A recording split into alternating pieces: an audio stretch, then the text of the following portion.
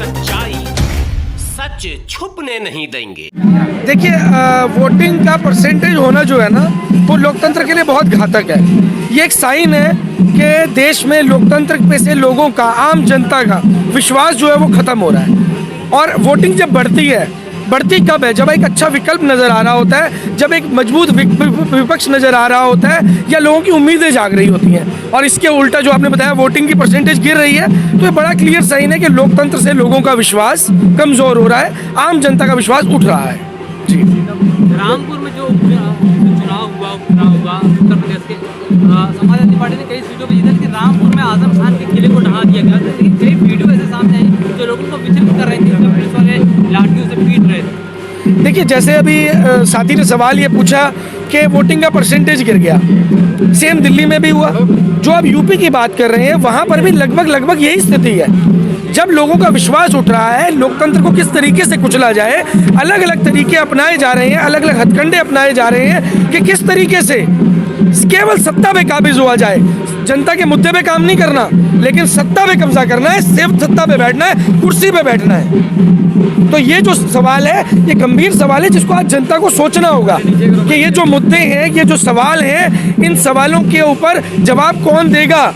क्या कोई नेता आके जवाब देगा? नहीं, जनता को तय करना होगा कि इन सवालों के जवाब कैसे देने हैं। जनता ने जवाब तो दिया, 27 साल के बाद उस विकास छोड़ दिया, फिर आगे वहाँ पे जीते गुजरात में। देखिए मुझे नहीं पता कि आप लोग किस तरीके से देखते हैं। मैं राजनीति का विद्यार्थी हूँ। मैं ये अच्छे तरीके से जानता हूँ कि अगर आप आज की तारीख के अंदर किसी भी पार्टी के साथ चुनाव करवाएंगे भारतीय जनता पार्टी का, लेकिन अगर वहाँ 3 पक्ष हैं तो जीत यकीनन भाजपा की ही होगी।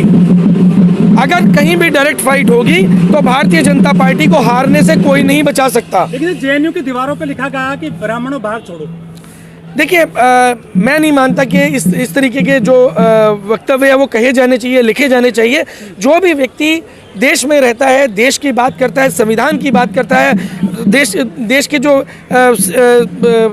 हमारे स्वतंत्रता सेनानी हैं उनका सम्मान करता है और मूल भावना से हर व्यक्ति के साथ, देश के दलितों के साथ, देश के आदिवासियों के साथ, उन सब के साथ प्रेम की एक भावना रखता है, उन लोगों को देश से बाहर जाने के लिए नहीं कहा जाना चाहिए। ये तो वही बात हो गई जैसे कि कुछ लोग जो है दलितों का विरोध करते हैं, ऐसे ही कुछ लोग जो है ब्राह्मणों का विरोध करें।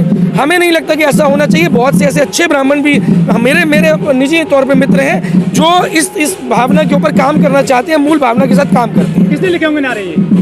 देखिए जो भी रहा होगा वो बांटने वाली ताकतें हैं, जो भी बांटने वाली ताकतें देश के अंदर हैं, हम उनका विरोध करते हैं। हम जोड़ने वाली हर ताकत का वेलकम करते हैं। जो लोग देश को इकट्ठा जोड़कर चलना चाहते हैं वो हमारे साथ आ सकते हैं। गुजरात में जो है ना अभी भी ईवीएम की जो है कुछ खबरें आ रही है कि उसमें जो है टैंपरिंग हुई है। जी देखिए ये गंभीर विषय है और मुझे लगता है कि इलेक्शन कमीशन को इसके ऊपर संज्ञान ज़रूर लेना चाहिए और ऐसा सुनने में भी आया कि संज्ञान लिया जा रहा है।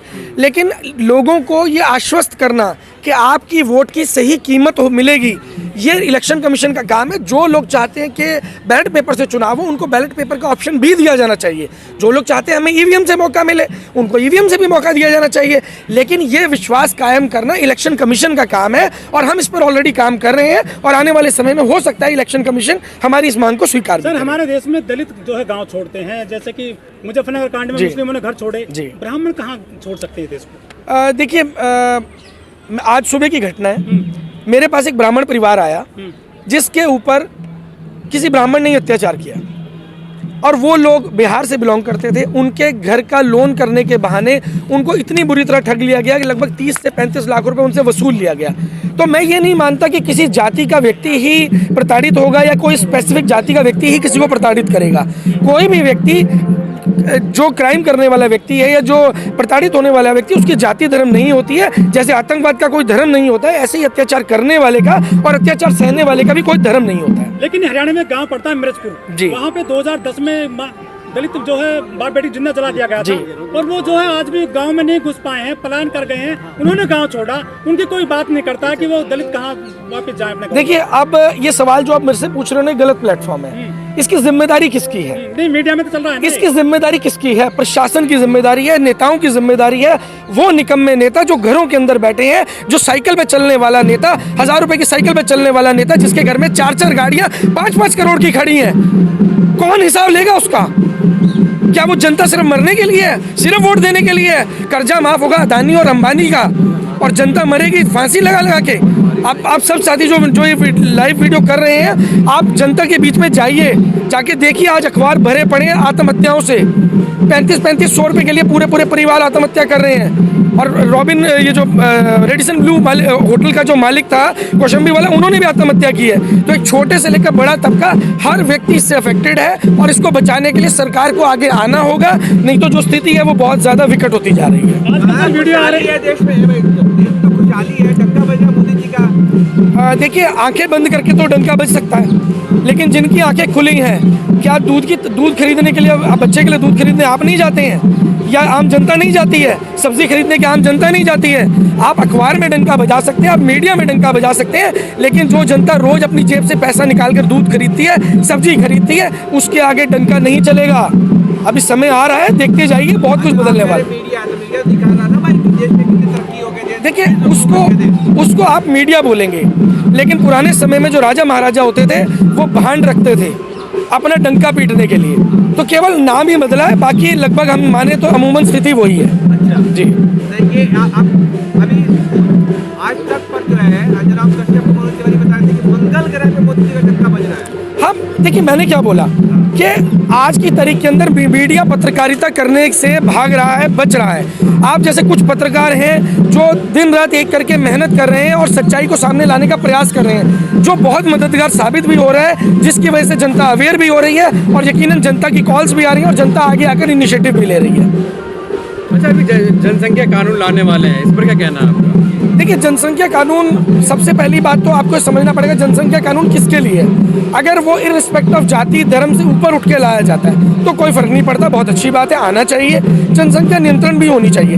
लेकिन अगर उसमें भी किसी तरीके से जाति या धर्म को, क्योंकि सरकार का इतिहास रहा है हर चीज़ को जाति और धर्म से जोड़ दिया जाता है, अगर जाति और धर्म के साथ जोड़ा जाता है तो उस स्थिति के अंदर हम इस कानून का विरोध करेंगे। जो भी क्लॉज गलत होगी उसका हम विरोध करेंगे। मनोज तिवारी आज तीसरे बच्चे के बाप बने, क्या कहेंगे? ये तो तिवारी जी बताएंगे, अब हम क्या बता सकते हैं। वहीं रवि किशन ने कहा कि मेरे जो 4 बच्चे वो कांग्रेस की देन है।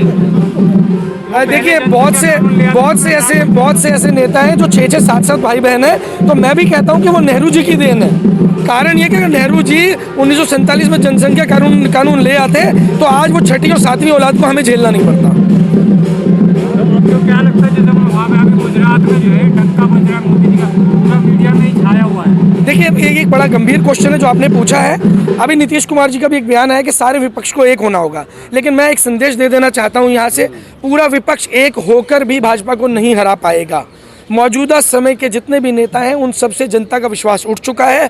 अब एक नई पीढ़ी को आगे आना होगा, जैसे आप जैसे साथी हैं। होगा फिर कोई, देखिए, चमत्कार होगा या नहीं होगा, लेकिन अगर जनता का विश्वास जगेगा, जनता को लगेगा, आत्मविश्वास जगेगा कि हम कुछ कर सकते हैं, तो यकीनन जनता आगे आएगी, और जनता आगे आ रही है। हमारे समर्थन में लाखों लोग आज उतर चुके हैं। 62% वोट भी तो मिला वहाँ पे। देखिए, 52% वोट जो आप बता रहे हैं वो किसका है? वो उसका परसेंटेज है जो पोलिंग हुआ है। जो पोलिंग नहीं हुआ वो जो हुआ तो देखिए, पोलिंग ना करने वाला व्यक्ति, जनता ही तो चुना है। पोलिंग ना करने वाला व्यक्ति वो नहीं है जो कि आपका समर्थक है। पोलिंग ना करने वाला व्यक्ति वो व्यक्ति है जो लोकतंत्र से, इस सिस्टम से खफा हो चुका है।